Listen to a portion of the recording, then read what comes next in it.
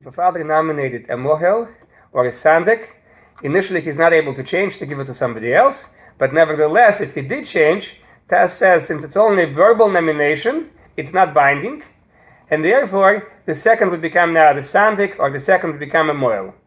This comes from the Tshuvas Karosh, who says that it's a verbal declaration. However, Shach understands this concept of the Rosh differently than the Taz. Shach understands it that the Bezdin is not able to enforce the father to keep his word. And even though the Bezdin, the Jewish court, is not able to enforce the father's initial nomination, nevertheless, Rosh agrees with Maharam that the father transgresses the concept that a Jew is not allowed to do anything wrong, and the Jew is not allowed to lie. And Rosh would agree with Maharam that it's permissible to call such a father a sinner, an evil person, for changing his initial nomination.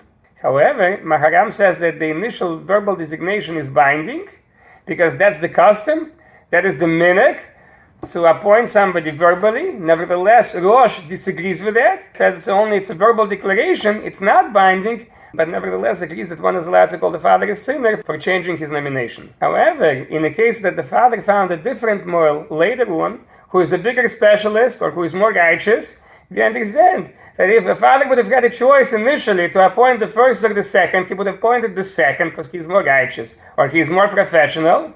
We say that he's able to nullify his initial nomination, he's not called a sinner, and he's not transgressing the prohibition of doing wrong and of not lying. A question was asked to Chasam Sofer about a father who nominated a Mohel and shook hands with the Mohel. Why did he shake hands with the Mohel? Because the Mohel was concerned that the father would nominate his friend to be a Mohel. The father designated that friend to be a Sandik, and the Mohel was concerned that he'll change the designation, make the Sandik into a Mohel, and therefore the designated Mohel shook hands with the father that he would be the Mohel. When the Mohel came to circumcision, he saw that the father was not trustworthy, he retracted, designated the Sandik to the Mohel, and one of the rabbis who was there said, you know what, we can nullify the handshake, let's get 3 people, nullify the handshake, and let the beloved friend be the Mohel. However, Chasam Sofer said that's a mistake. This that the Taz says that the father is able to change his designation and get the second Mohel who is much better than the first or is more righteous, that's in the case that the second Mohel was not there when the father made the initial designation. But here, that the father appointed him to be a Sandik, he thought of him, but later on changed his mind to make him into a Mohel, that's not the same case as the Taz. The father thought of him, but nevertheless appointed somebody else to be the Mohel, and therefore he's not able to change on his nomination. And also, it's not just a matter of verbal designation, it's a matter of payment. He made up with the Mohel that he'll pay him. And also, a handshake is more binding than a shvuah. It's more binding than an oath. And therefore, we can't just easily nullify the handshake, according to many Rishonim. Also, if the father would have told the Mohel a few days in advance that he shouldn't come, and the Mohel would agree, that's one thing. But here, it's a public embarrassment. Now he's here as a Mohel, and he's not doing circumcision. It's a public embarrassment. And Taz did not speak about such a case, and says Chasam Sofer that whoever wanted to nullify the handshake said that only of the haughtiness of his heart. Says Chasam Sofer, the first Mohel is the one that has to do the circumcision. Also, if we look at a different case, let's say a father has no money to pay the Mohel, and the Mohel says no, he's not going to do circumcision unless the father pays. So then the Bezdin has to scream at that Mohel that that's not the way of children of Abraham. The children of Abraham do chesed.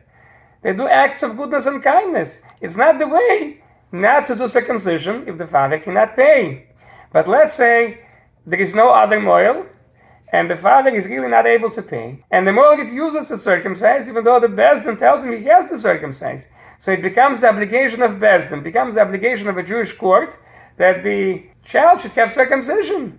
And the Mohel says, no, he's not doing circumcision unless he gets paid.